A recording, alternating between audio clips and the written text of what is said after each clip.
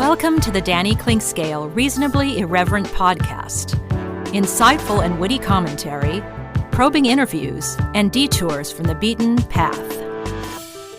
Welcome to Arts and Lifestyle Wednesday. It's another edition of Danny and Tim's Music Scene. We always find a lot of interesting things to talk about, some good, some maybe worthy of dismissing, some encouraging you to check out, some that are still to be checked out by us but seem very fascinating in the way that they are done, all kinds of big and different personalities, things that reflect the world that we live in, and that's what music is all about, including a fantastic personal experience for me at a show. I'm going to go to one of my guilty pleasure band shows next week, so that will be interesting to see if I still am enamored of the experience that I'm going to have. And a little warning sign for you towards the end as well, to be careful with our wonderful world of social media.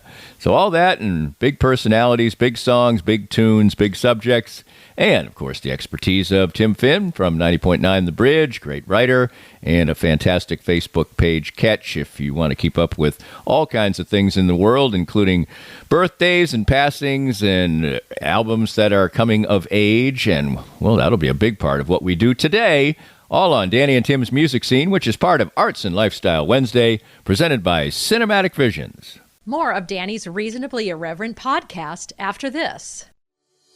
Cinematic Visions has been an affordable solution for professional media production in Kansas City since 2003, offering award-winning video production and creation, as well as a wide array of digital and social media management services. From planning, scripting, filming, editing, and post-production, to delivering your product to a watching world, Cinematic Visions will provide professional and affordable services for you and your business with the necessary return on investment to make it all worthwhile. Cinematic Visions' goal is to unlock the power of storytelling through video and a strong online presence for your company. Beyond the numbers, they want to inspire and evoke your clients to feel and act.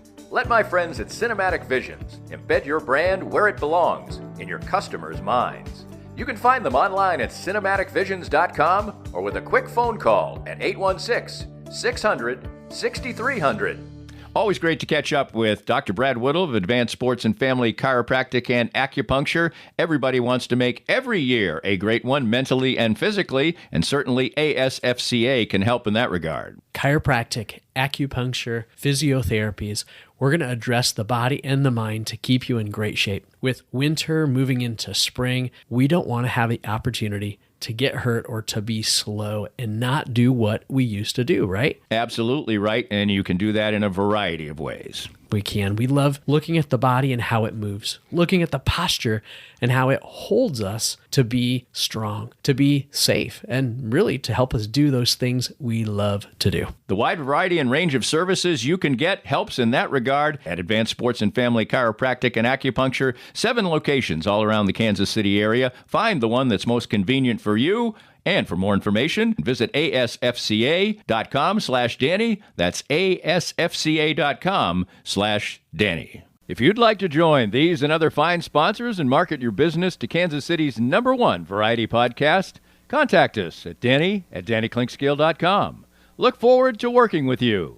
Welcome back, and the national pastime has been not the greatest font for music through the years. There's not very many good popular songs about baseball per se. Back in show tunes days, maybe there was, and a couple of the more modern versions have been maybe plagued a little bit by not being baseball-y enough, like Center Field by John Fogerty, or Throwing That Speedball by You with Bruce Springsteen, which, of course, people analyze to death. Doesn't sound very baseball-y the way he says it.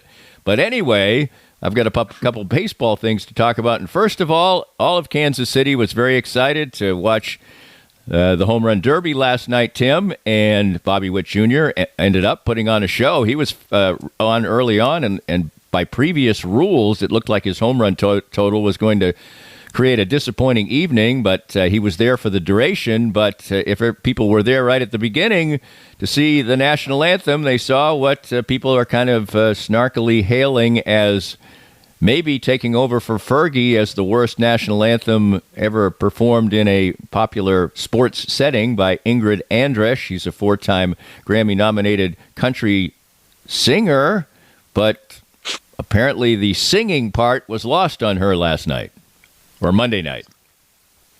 Yeah, I don't even know what to say about it. I turned away from it because I have like a really low tolerance for awkwardness and feeling sorry for people. It was just bad. I don't know what the reason is. I guess she came out Tuesday and said, well, I was drunk and I'm going to go to rehab, and maybe that's the case. I don't know.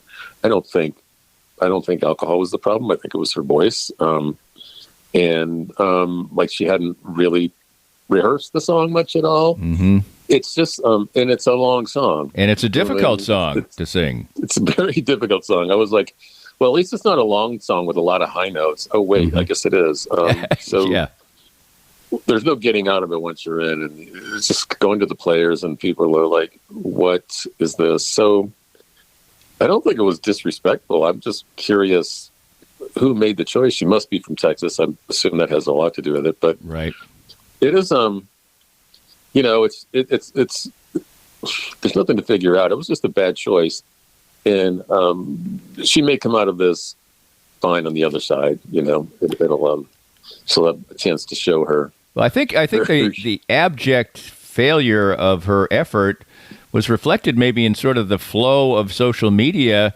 I mean, at first people were like, wait, what? Or reaching out to other people and making sure that, am I the only one who's hearing that this is really terrible? To basically feeling sorry for her within the span of like 2.5 minutes, that it was that bad that they're like, oh, this has got to end. This is cringeworthy. Please stop. Mm-hmm. Yeah, it's kind of like who put her in this place. There should have been more filters or something. Or she should have recorded something. I don't know. It's anything but that. So, I hope nobody gets fired over this. It's not a fire-worthy offense. It's just it's kind of, it's live entertainment. Lots of things. And if you feel like you're in bad voice per se, I've got to admit I didn't know who she was until last night. And if you feel like maybe you don't have a handle, you can do the song in extremely simple fashion. You can just dumb it way down and not even try for the high notes if you don't want to. Right. But anyway, that's probably more analysis than it's worth. Anyway, it's a terrible moment for her. Hopefully she'll come out on the other side, and the next time we see the anthem, the person who sings it will have a very low bar to leap. Well, last week, speaking of baseball, I got the chance to go to the Record Bar, and in fact, it was it was a bit of serendipity in there. I belong to a text stream group that puts out alerts and such about shows, and I got one several months ago raving about this project called the Basebal Project, and it's a super group of sorts, combining the talents of Peter Buck and Mike Mills and Scott McGahee, Steve Wynn, and Linda Pittman, and all the songs are original songs about baseball, and many of them are people of our era. So there's songs about Pascual Perez getting lost on the way to the ballpark in Atlanta, and Doc Ellis pitching a no-hitter while under the influence of acid and things like that. Mike Mills wrote a song called Stuff, which is an up-to-date song about sticky stuff. Anyway, it was a delightful experience, but when I got my text the day before, and the person said they weren't going to be able to attend themselves, but they were sending my ticket along, and I'm like, ticket to what? And I completely forgotten about the show. I didn't have it marked down. And he said, oh, the Basebal Project. And I'm like, oh, cool. I thought that was going to be cool, but I was taken aback. Thank goodness I hadn't planned anything else. So I go to the Record Bar. I show my ticket. I walk in. I walk to the bar to get a beer. And 5 feet away from me at the bar, getting a drink of some sort, was Mike Mills, surrounded by a couple of friends, and he was very friendly. I was going to just snap a photo of him with my phone, but I thought, that's not right. You don't just walk in and do that. So I asked him if I could, and he was polite, and he said, no, not right now, and I understood that because there were a lot of people around. They probably would have just started taking pictures. I subsequently met somebody else who had been outside when he walked outside for a minute, and he gladly took a photo out there because there was nobody around. Anyway, that's the kind of thing that happens at a place where, he wanted to hang out someplace, get a drink someplace, and he couldn't have been nicer, and it was a cool moment. And the band was great. The songs were great. They were REM-ish, although Scott McGahey, is that the way it's pronounced? I'm trying to make sure that, yeah. And he's obviously been in several fine bands, including Dream Syndicate, but he was the lead person generally of the band. He sang most of the songs, and Steve Wynn did as well. And I just want to ask you this. First of all, it's great, and I'll get to that. But I don't know if I've ever seen a band set up where all the players are up there, 5 players, and Peter Buck doesn't even have a microphone in front of him. He sings no harmonies whatsoever. I don't know if I've ever seen that. Is that something that I've missed, that he didn't even have a mic? So he's contributing no vocals? No vocals, none. I don't know if I've ever seen it, that. Yeah, there are. Did Malcolm Young sing along in AC/DC? I don't know. Right, maybe not. It's not rare. I mean, maybe it is rare, but right, not usually. But not unheard. I mean, I guess I never really noticed that. And I've seen REM 4 or 5 times. That, and their best songs are so much about harmonies, but right. it is Michael Stipe and Mike Mills. Mike Mills, yeah. So yeah, I guess that hadn't occurred to me that he wasn't right contributing. But anyway, it was really wonderful, and the place that you noted before, it was sold out, which to me it absolutely should be. And I was just taken by, I spent the whole night about 8 feet from the stage. There's people up there who've played for tens of thousands of people and have decided that they are not willing but enthusiastic about hitting the road and playing venues that might have 350 people. That strikes me as about how many people would be in the record bar for our edification and theirs. And I even said to a couple people I was around, I said, do you realize how fortunate we are that these people are doing this? Was I just overwhelmed in the moment or something? It just seems so cool to me that these people have decided to do this. Maybe it's because I'm a baseball fan. I don't know. But it was just unbelievably cool. Yeah, they. That's where they came from. At least REM. I mean, they all started in places like that. REM played at right.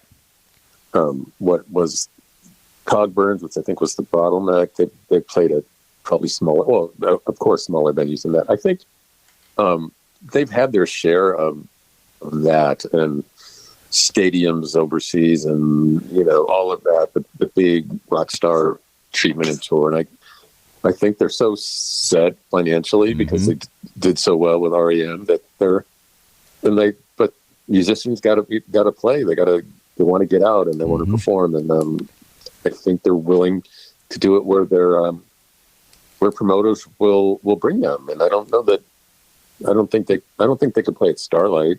I don't know, maybe. I don't think so. I mean, it is sold out, but I don't think it's sold out like immediately. So I don't think they. Right. I think there's a lot of people. They go to I'm not this person. I've talked about it many times. My favorite artist, Mark Knopfler, plays very few songs that from his days when he was making hits, as it were. Doesn't bother me. Doesn't bother the fans who go.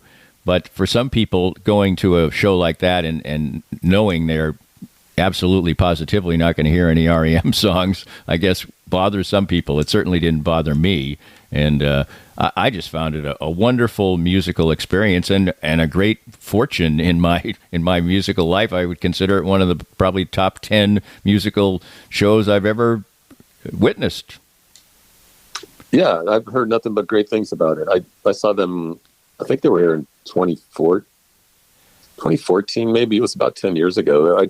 Maybe 13. I know it was when the Royals were just starting to come back and around because the Royals game was on. People were interested in the Royals that summer or whatever it was. So it was that. And Peter Buck ended up not leaving the tour for several shows right around then, so he wasn't here. So that was a little disappointing. But I talked to Mike Mills that night. I had talked to him before at South by.